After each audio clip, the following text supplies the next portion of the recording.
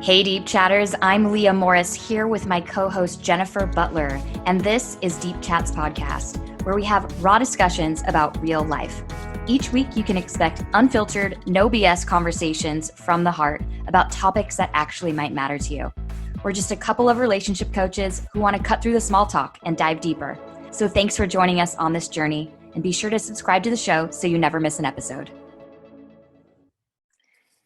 Deep Chatters, we're here today to check in and talk about something that Jen and I are both, I guess, sort of in the midst of, but I know a lot of you out there who are single with this whole isolation, self-isolation mandate and, the coronavirus. We're kind of looking at what it means to be single during these times and how to, navigate through being maybe the only adult that you're having interaction with, and how to meet new people and all that stuff. It's some interesting times that we're in, right? Yeah, absolutely. And we were, just talking, and for this whole, I don't know, I'm on day 19, right? So I try to keep count, otherwise all the days just seem to blend together. But yeah, I was realizing it's been 19 days since I've been in close proximity to another adult human. And just how much I miss that, hugging another adult or laughing or just feeling their energy or being in their space. And yeah, it's definitely something I can physiologically and emotionally feel is missing. Totally. And there's no substitute for that. I've been brainstorming, the hugging is such a big, a long hug is such a big thing that I just really never, ever, ever thought twice about. I know it feels good, but I never thought I'd ever have to go without something like that. And now that we're here and, we can't even shake someone else's hand, let alone hug them. It's kind of forcing me to look for ways that I can have that sort of bondedness with another human being. Like I said, there really is no substitute for that physical touch. But how have you... An adult physical touch, right? Because I have my son, and yeah, thank God he's affectionate, and I make sure to fill up on all those hugs, and yeah, so grateful. But it's that other adult companionship that is so I don't know. Even adult human companionship, yeah, some people have their dogs, and I'm like, oh, that sounds wonderful, but that is also not the same as an adult human. exactly. And you can look at each other through Zoom and be there, but it's the physical touch. Mm-hmm, mm-hmm. It is. And also I think the excitement of I'm a big meeting new people. I love meeting new people, whether it's your random person at the grocery store, or someone that you dive into a deep conversation with, or making a new friend. I'm not meeting anyone new. And I've realized that's also a big part of what brings me a lot of fulfillment is expanding my circle and meeting new people. And there's really no other way to do that aside from getting on dating apps, or getting on different, I guess there's Bumble Friendship too, or something like that. Oh yeah. But yeah. And I guess you could go through the occasional drive through coffee shop situation, but how are you using, how are you feeling about like the meeting of the new people thing? Because I feel like I just have to get creative here. Yeah, and you actually inspired me because I've been kind of playing with the idea like, all right, should I use these online dating apps? And is now a good time to just date and see what it's like to date when you can't have social or, human to human interaction in physical space. So I think I'm going to. I mean, Yeah. I don't know. It's kind of like, why not? Even if it's just as a social experiment. But I don't know. I guess, again, it's like, okay, here's an opportunity, right? Whenever in our lives are we ever going to get to experience this? Hopefully, never again. And so we'll never be able to date like this again. So I don't know. Why not? I think hell yes. I mean, I've never downloaded a dating app before, and I've been on one. It's been about like 5 days, maybe like 6. I don't know. But what I'm finding, I think the reason why I never wanted to join one before, obviously because I was not single, but even before that, before I was dating my last relationship, I didn't want to get on one because I didn't like the pressure of like, okay, we meet online, now we have to meet in person, and like there's this expectation, and it just sounded overwhelming and honestly just exhausting to me. um and it sounded a little bit like inorganic. Yeah. um but now, the situation, I guess, the situation we're all in, this is organic. This is like the new the new organic. And but on top of that too, there's no expectation to like, there's no pressure to like, now we have to meet, now we have to Yeah. make this something, now we have to take it to the next level. It's like we're forced to like move at a snail's pace. And even if you are to meet with somebody, it's like, okay, 6 feet apart, and we're not going to go sit down at a bar Right. and have drinks. We're going to like sort of like go for a walk or something. It's like we're back in the Victorian ages, Yeah. of like, madam, may I take you on a walk around the gardens? um There was a meme about that, right? Or I've seen a bunch of memes about that. oh, Like, oh yeah. yeah, like, you know, kind of joking about how women might actually get courted again. Like, we might actually have to put some effort into this. And I don't know if you saw, there was a story on Instagram that I saw in New York City. There was like a guy who lived in one building, I think it was in Brooklyn, and then a girl who lived in the building next door. And she would like come up on the roof to just get air and stuff like that. And so he like wrote his phone number down and held it up on a sign, and like she called him, Oh, and then like he set up this whole date.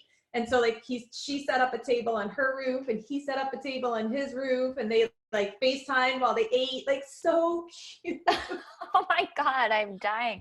I'll have That's to send it to adorable. you. And then he like showed up in one of those bubbles when they finally met in person. So like he came in a bubble and picked her up, and just like, but how awesome. Like, when would anyone ever have that be like their story of how they met? Ever. It's so cute, and I think it's creating this like, we're all like I mean, okay, this sounds pretty heavy, but like we're all in like a trauma together. We're all experiencing a very traumatic experience together: grief, loss, uncertainty, change, and we're all in it Mm-hmm. together. And I know that like this is going to create some pretty unshakable bonds. um Yeah. to be experiencing all of this together, to be having to have these conversations of like, I'm feeling anxious, I'm feeling unsure, to be talking about things that are extremely vulnerable, because that's really all that we are, is so vulnerable in this space. What an amazing raw beginning point to meet somebody new, I think. Yeah. There's really no getting around that. It's like, this is the conversation that we're all having. Yeah. It's like the playing field's just been evened out. We can all start on common ground Mm-hmm. for sure. Yeah. Yeah. Yeah, I'll have to send you that. And anyone listening, just look it up on, I don't know, it was on Instagram, but I'm sure you can look it up anywhere. It's so cute. I think I've heard of a few things like that. Actually, that brings to mind another like layer of this is like, you know, when you're meeting someone new, when you're beginning to be like courted or talked to, like typically the only thing that people normally would have worried about before is like, okay, if we're going to get intimate sexually, when's the last time you've been tested? You know, do we need to use protection? Are you on birth control? There's like all these boundaries of sexual intimacy. Since we don't have the sexual intimacy right now, that physical intimacy per se, and it's more, well, I mean, you could have physical intimacy, I guess, but it's starting out in a very like emotional mental space. We're having to have conversations about like, what are your boundaries around this virus? Like, Yeah. who are you interacting with? How conscientious have you been? If you were to feel a little off, would you tell me? You know, and really like having those conversations long before you even touch a person. I think it's so Right. interesting. Yeah. Well, I mean, conversations, period. Right? Like, I mean, just the amount of communication that happening, right? I mean, if you're meeting, there's nothing else to do, right? Except talk when you're in an online situation like this, especially if you're doing some sort of video chat. And so it's like, yeah, like so many conversations about things that maybe if you were meeting in person, you wouldn't even talk about. No. Like you'd get distracted by either something that you're doing, like an activity you're engaging in, right, where you aren't able to talk, or physical intimacy, or you know, whatever. But I think that I would imagine that dating this way, and we can get back to everybody and let them know because we're both kind of doing it. Well, Mm-hmm. you're doing it, I'm about to start. But I just think there's going to be so much more room for conversation and like really getting to know who the other person is. Mm-hmm. Mm-hmm. I think the thing that we've been skipping over or like rushing through in the world, and you know, obviously I'm just almost a couple months out of my last relationship, so I haven't really like, but the people that I've talked to and the friends that I have, like we skip over that getting to know you phase a lot. And there's no like, I love like a good romance story. And I think that what makes a good romance story is just that, the story. Like we're missing out on the unfolding of the story, and we're jumping right to the sex, or Yeah. jumping right to the physical touch.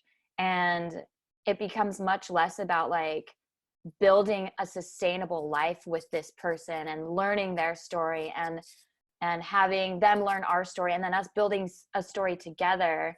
It just, that part gets sort of like muddied up, I think, in the way that things used to be, because we didn't have to move slower, we didn't have to communicate as much, and there might have always just been this over sexualized expectation of what intimate partnership looks like, Yeah. that we forgot about all the other stuff. And I think that's honestly, I've been thinking about this, I think that's kind of why the divorce rate has just been so high. I think it's because we're jumping into these relationships, and maybe, you know, I can't speak for everyone, but I think a lot of times we jump into relationships without fully developing that story of the other person and with the other person. And yeah, I don't know, how do you feel about that? Yeah. I mean, one of the things that I work really kind of intensely on with clients is pacing. Most of us don't pace at the beginning of relationships. We kind of, you know, are too, you know, very quick to trust or kind of give our hearts over way too soon. And I think pacing is so important when you're getting to know somebody, because you really don't, you can't know anyone until, because people can say whatever they want to say, right? Mm-hmm. You can't actually know anyone until there's been consistent behavior and Mm-hmm. until you've actually had experiences. So you don't know how somebody is when they argue until you've been in an argument. They might say they're awesome. They might say, I am, you know, I'm a great communicator, especially in conflict, but then you get into an argument with them and they can't communicate at all. So you don't really know somebody until you've actually gotten into the argument with them or had the experience with them. You don't know if you can trust someone until they've shown up consistently and shown their trustworthiness, right? So really, like, creating a relationship takes time. And so when we're not pacing at the beginning, which, like I said, I think that's, for most of my clients, that's a new skill that they learn. It's a new skill I had to learn, you know. It's a skill that I was like, oh, that makes so much sense. How did I miss that? But maybe that's an opportunity right now, is like forced pacing. Yeah, absolutely. I always used to say, like, oh, I fall fast and I fall hard. Like I am a lover of people. And I feel like I in some sense used that as an excuse to not move slow, to not pace. Yeah. But I think that you can be the kind of person who loves hard, but you can also pace yourself. You know, I think that you can be the kind of person who's like, wow, like instantly so much love for that person, but like we don't have to get into a sexual relationship right away. We don't have to get into a relationship right away. Like I still need to figure out, like, can I trust this person? Like my heart might be saying, like, you know, love and like and all these things, but also marrying, you know, the intellect with the heart, you know, the intuition with the intellect, I think is important. And to know that, like, these things take time to actually solidify. These things take time to become a sustainable, trustworthy, committed thing. And sort of forcing it is I feel like putting the horse before the cart. I think a lot of us have gotten that wrong in the past. Yeah, absolutely. I don't even know if it's forcing it. I think sometimes, yeah, people fall fast and hard and they forget that, you know, there is a scientific fall fast, fall hard. There's some chemical reaction to that. And that's amazing, that beginning, but that's not love, right? Mm-hmm. Love is developed over time. Love is, you know, again, consistency and showing up for one another and learning about the person and really deeply understanding one another. And that does take time. And I don't know, I kind of think of it as like, I might fall fast and hard and be like so overwhelmed by feelings, but I've got to love me more, right? I've got to like still choose me and love me more, even though I might be overwhelmed with feelings. Yeah, that's a good distinction to make too. Like, I was actually talking to my therapist yesterday about, like, you know, about where I'm at in my heart. And she asked me, you know, how are you open to relationship right now? Like, how are you feeling about that? And typically I would be, you know, I don't even want to say typically, because I feel like I've not really, like, I mean, I've had like 2 pretty long relationships, with about a 4 or 5 month period of being single in between those. And, but, you know, at 34, I have had enough single experience, I think, to say that typically I've been in a space of really almost either needing to be in a relationship or like being totally closed off to it. And I feel like for one of the first times in my life, I can really, really 110% say, like, I'm neither of those right now. I'm good on my own, but I want to explore and meet new people and see what's out there. Like, it's not coming from a place of overwhelmed, like, oh, I guess I'm addicted to that love feeling, that overwhelming feeling, like you're saying. Because I Yeah. think that's something that um, a lot of people experience, is like that, it's not love, it's the overwhelming feeling. And there's almost like an addiction to that. Like you Yeah. said, there's a chemical reaction to that, and it can feel like a high, like a cocaine high, they say. Yeah. And so I think, yeah, with all of this, I think it's important to really also check in and make sure, where is your intention here? Like, where is this coming from? Are you just looking for connection because you're needing that high, or are you looking for it from a place of like, I love myself wholly and completely as I am now, and it would be nice to meet someone new? Mm-hmm. I think, like, starting from that healthy place is going to also help to pace it, like you're Oh, saying.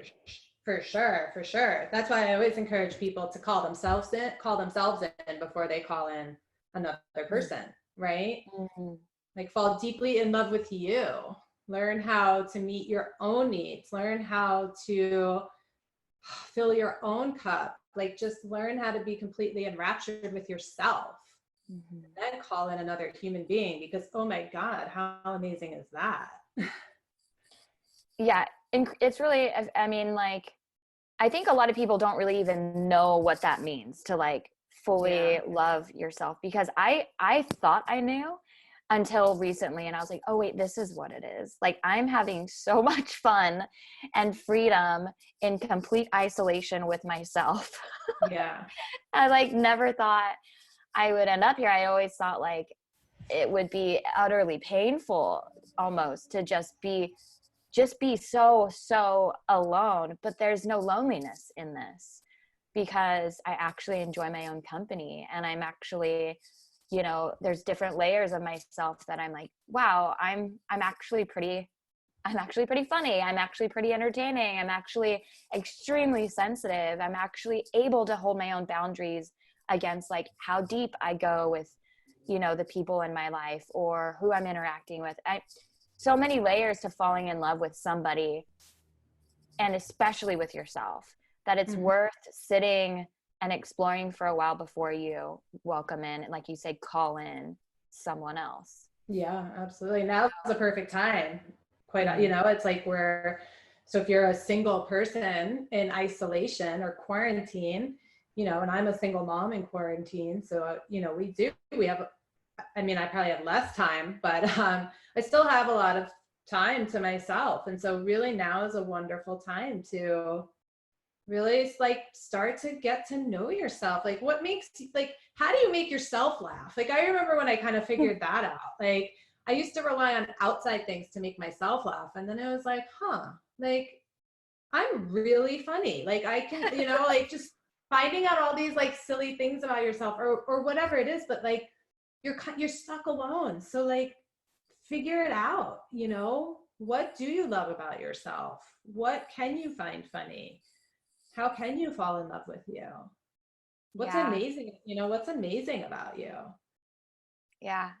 It's so true. Like, I can relate to what you're saying about the whole, like, funny thing and, like, relying on outside forces, but I have been entertaining myself like no other lately. I'm like, also, just with the whole social media thing, like, I've kind of just let things go out the window with that, and just sort of giving myself what I need, as far, like, I mean, I just posted, like, a karaoke song on my I on my saw business that. profile. I saw I that. joined TikTok. It's just like, I'm just, yeah, I think the layers of, like, what makes me funny, what makes me me, like, I think we like, all how have can like an you, inner goofball. yeah, like how can you stop taking yourself so seriously? Because I think we all do. Most of us, especially perfectionists, but even if you're not a perfectionist, you probably take yourself a little too seriously, right? So how can you like let that go?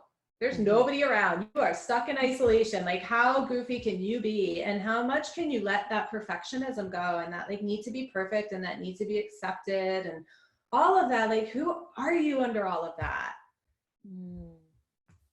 I My love son likes that. yeah, my son likes to make fun of me all the time. He's like, you laugh at everything. He's like, do you ever notice like you're either smiling or giggling? And I'm like, thanks. I'm like, I am, it's true. And I'm like, and one day you're gonna look back and be like, God, that's so cool. My mom was always so happy. I'm like, now you think I'm a total dork. I'm like, that's totally fine. I love it. But I'm like, I don't know what to tell you.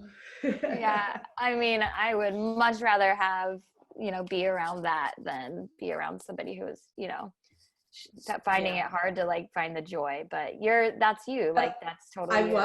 wasn't always, right? I was such a perfectionist and so worried about making sure I did things the way they were supposed to be and like being accepted. And I was so hard on myself that like if I made a mistake or like tripped or did something, like I was shattered, like I was so embarrassed. And so I went through that process of like shedding those layers and just figuring out who I was and falling in love with me and being a goofball and like now I it's just I get to be me. It's so freeing. But I think the biggest key is like I love me first, right? Like I love me first. And so there's like another opportunity now. It's like, okay, well, we have to figure out how to date in isolation. We'll figure out how to love yourself in isolation.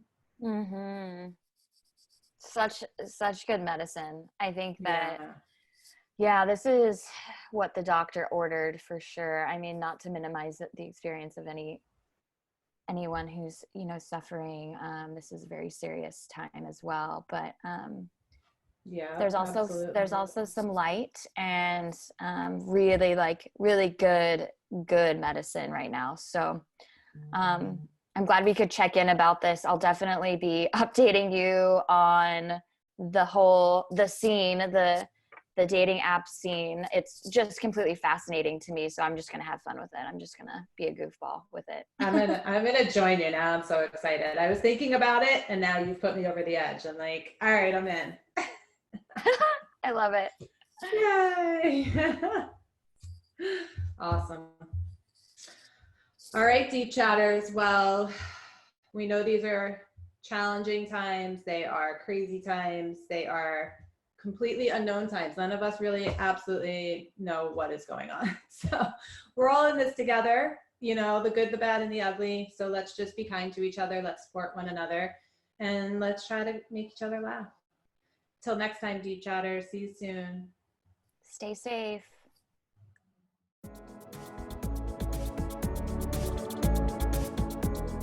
To all you deep chatters out there, Leah and I want to thank you so much for listening.